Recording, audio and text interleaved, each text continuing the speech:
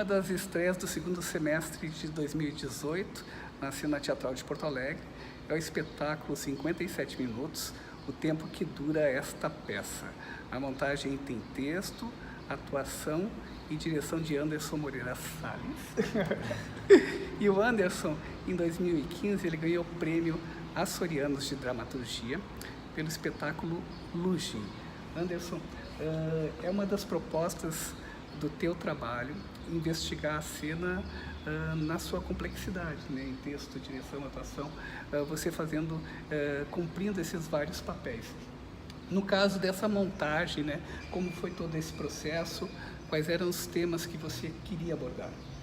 Sim, essa, digamos assim, essa forma de propor o trabalho, né, de se apropriando de todas essas funções, também veio um pouco de querer tomar a rédea um pouco do meu discurso como artista, assim, e poder assumir o que eu quero falar e traçar uma linha de pensamento, assim, de um trabalho para o outro. O Lugin falava sobre algumas coisas.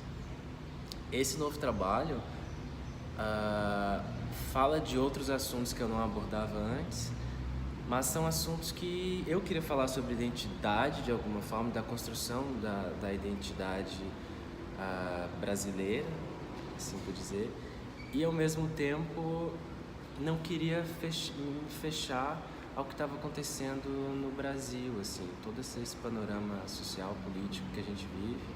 Eu queria que isso, de certa forma, afetasse o que eu estava escrevendo. Então, uma estratégia que eu achei que poderia ser interessante era de trazer um pouco tudo que é ordinário na nossa vida, assim, de mais banal do nosso dia a dia, que é um acontecimento, né? Viver um acontecimento, trazer toda a banalidade, tudo que a gente nem percebe que acontece, como até um ato de respirar, para gerar um contraponto a tudo que vem de fora, todas essas questões de discursos, de violência e tudo mais, para que isso ficasse grandioso na cena e gerasse um contraponto, mostrando como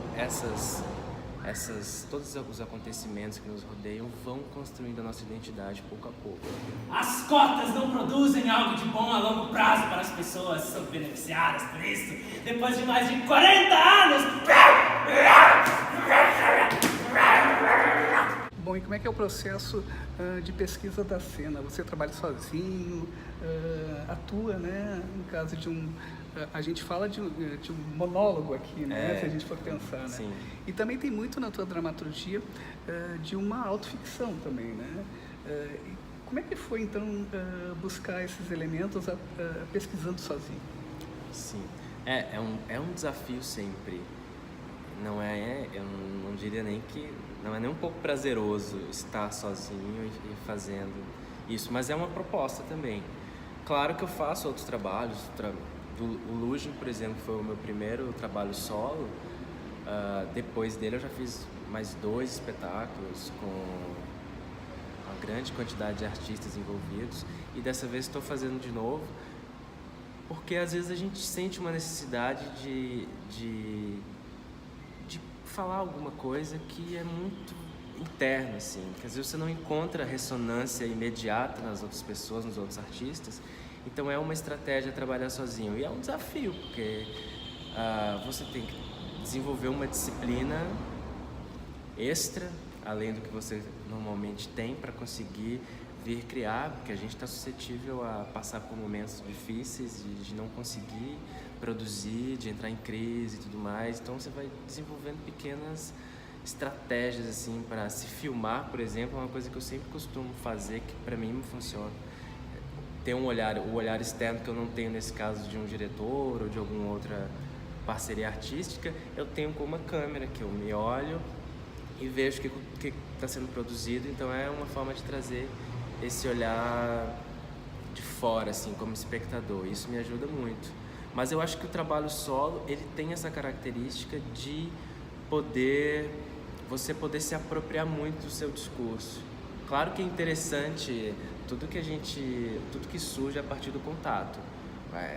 o próprio acontecimento teatral ele existe a partir do contato do artista com o público, né? É nesse espaço, esse entre que gera alguma coisa. Mas o trabalho solo traz um pouco essa identidade de cada um. É o seu discurso ali, você toma o controle do que você está querendo dizer. E eu acho que, por vezes, pode ser muito potente enquanto criação artística.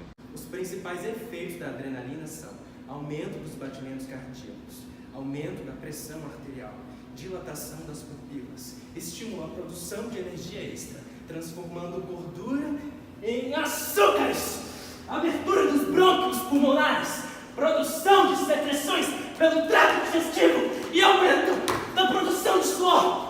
E outro ponto que chama atenção no espetáculo é o próprio título, né, que dá conta de 57 minutos, que seria o tempo, né, que dura esta Sim. peça. A questão do tempo também te fascina, te instiga? Pois é, naturalmente foi ficando presente assim, nas minhas narrativas. O outro espetáculo também tinha uma relação com o tempo, sem eu nem...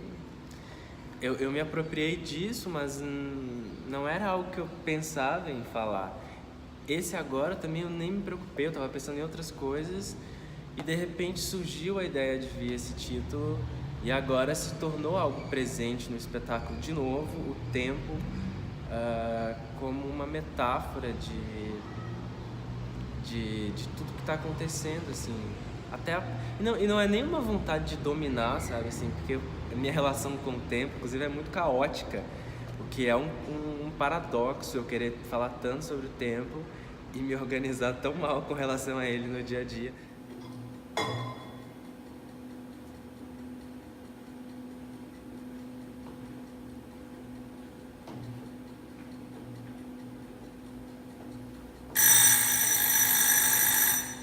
O tempo está muito presente em tudo que a gente faz, né? Parece que está todo mundo correndo para chegar em algum lugar e a peça também meio que absorveu isso. Às vezes é uma correria para tentar dar conta de alguma coisa.